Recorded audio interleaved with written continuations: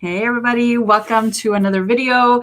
My name is Christina Rizakos. I am the founder of ProfitableDaycare.com.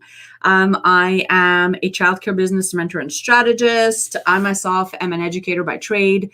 I owned and operated my own childcare business for 16 years until I sold it a couple of years ago, and now I focus on helping the new and struggling childcare business owner with all things that have to do with marketing, filling up their program, and helping them write amazing policies, team handbooks, as well as educational programs.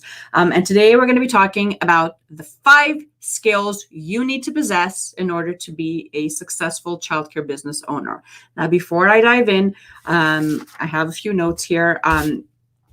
I want to make sure that you understand that when I say the word success, it means something totally different than what it probably means to you. And you know what? That's fine. That's fine. Because success is different for everyone, right? So for example, for myself, when I started my childcare center, I had a vision of what success would look like. So I knew that I wanted time freedom. I wanted to have my summers off. I wanted to be able to take the entire month of December off and not have to worry financially. I wanted to be able to have the staff that I wanted working for me in the business, and serve my community my way, right? But for you, this can mean something completely different. My goal here is to share with you 5 skills that you need to be intentionally working on, that are going to allow you to reach that success that you are searching for in your childcare business, daycare program, preschool program, whatever kind of childcare program you are presently running. So if you are on live, let me know if you have any questions, post them in the comments, and I'll go back and I will answer them.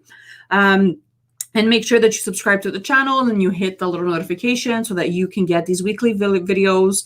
You get notified once I upload a brand new video. So, I used to believe when I first started my childcare business that the more money I invested in material things like equipment and computers and iPads and toys and puzzles and crayons, that I thought that's what it meant to be successful.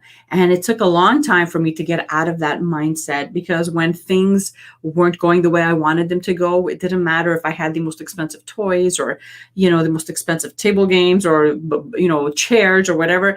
It didn't mean anything because I was still struggling. I wasn't happy with my program. I wasn't happy with my staff. I myself wasn't happy with the enrollments that we were getting. And I had to get real clear on what success was for me. And then really just think about what I can do myself as the visionary of the business to really get my business to that next level. And it's something that we all possess inside us. It really is the will to do whatever it takes to get to that level, but also allowing ourselves permission to get uncomfortable and to learn new skills and to really work on things that are already in here, right? Which is the good news. You already possess what I'm going to be sharing with you right now. It's just a matter of you implementing it and being intentional with, working on it every single week. So the first skill that you have to, that you need as a childcare business owner in order to be profitable and thriving and just successful, is you have to have a mindset for success. And I know the word mindset gets thrown out a lot. And sometimes we think, what the heck does that mean? Do I have to be happy all the time? Do I have to wake up with a huge grin on my face? Do I have to look extremely annoying every single morning? And the answer is no, you don't. Having a mindset for success really just means that you are willing and ready and open to work on yourself, work on your mindset. You are willing to guard your brain and your thoughts and everything that you allow in here. You are filtering it through and making sure that the garbage is not getting through. It's kind of like when you have your home, right? You wouldn't have garbage just lying around your kitchen or your living room. You get the garbage out, or else it's going to stink up the place. It's the same thing when it comes to your mind, your thoughts, your mindset. You have to be intentional with making sure that you develop some type of a habit, whether it's investing in yourself with a course or working with someone that can help you get to that next level in your mindset, whether it's just listening to podcasts, downloading some apps, being really intentional with what you consume online, which I know now, nowadays it's just, it's a lot.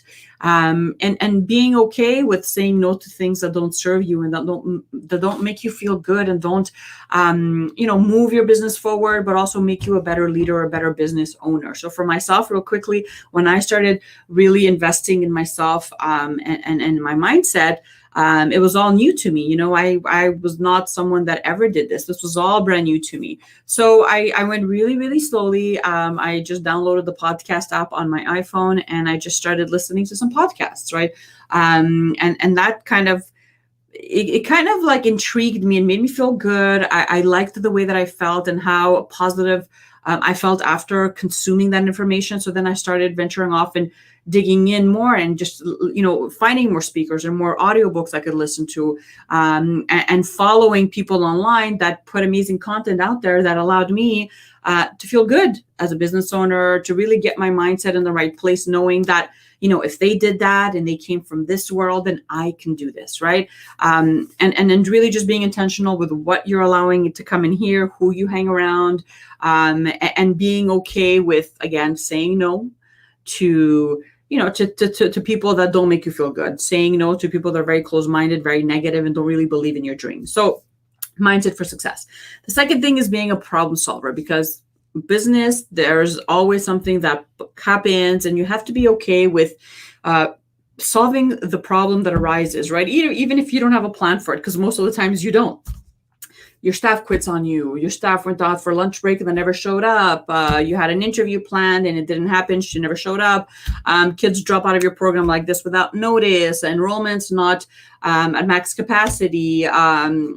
Things happen in a business, but as a skill, one of the skills that you have to really be intentional with is having this being okay, being flexible with not knowing all the answers right from the beginning, but also being okay with problem solving and really getting uncomfortable and trying to figure out ways to make things better. Okay. Instead of just stopping in your tracks and saying, oh, this is never going to work and I should just go back to my job, or, I'm going to struggle because, all daycare struggle and blah, blah, blah. Right. So being a problem solver. The third thing is patience. Now, I know if you're in a childcare industry, obviously you need to have patience. But what about having patience with yourself as a leader, as someone that's never ran a business before? What about having patience with your staff? What about having patience with your marketing strategy? So let's say you try something, you place an ad out and it doesn't happen overnight. Like you don't get like 20 kids signing up. What does that mean, right? Being okay with trying different things, but also being patient with the results, because things don't happen overnight most of the time. Wouldn't it be great if they did, right? But they don't. So you have to be patient, obviously, not only with the kids and your staff, but also with yourself and with all the strategies that you're implementing to get to that success. And not expecting things to happen like overnight just because, you don't want to wait for it. The fourth skill you have to be intentional with is leadership. Being okay with putting on that hat of the CEO, investing in yourself, going to a few seminars, interacting with other business owners online, joining groups like meetup.com. Clubhouse is another great app. You can actually listen in and get amazing feedback from other leaders.